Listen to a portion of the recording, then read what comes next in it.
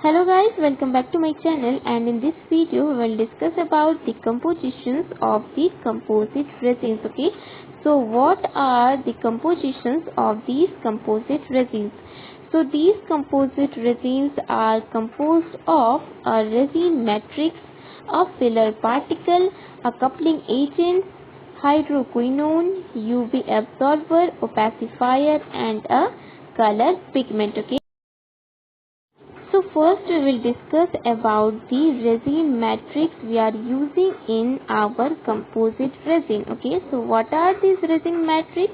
This resin matrix is a resin material that will bind with the filler particle. Okay, so resin matrix we are using here are bisphenol A glycerol, second is urethane dimethacrylate, and third is triethylene glycol dimethacrylate. Okay, and if composite resin is made up of just the resin matrix, it is known as unfilled resin, as no filler is present in the composite with the resin matrix. Okay, so this is all about the resin matrix. Now we'll discuss the filler particle. Okay, so filler particles we are using are silica particles, quartz, and glass. Okay, so these filler particles will increase the mechanical properties such as strength, abrasion, resistance. Okay, so if composite resin is made up of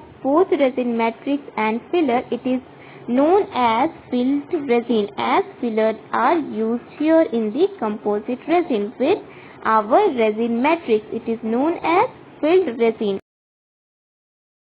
So third is our coupling agent. Okay, so this coupling agent provides a chemical bonding between the filler particle and the resin matrix. Okay, so this coupling agent will provide a chemical bond between the filler particle and a resin matrix. Okay, so what are the functions of these coupling agents? So these coupling agent will improve the physical and mechanical properties of the composite resins. Okay,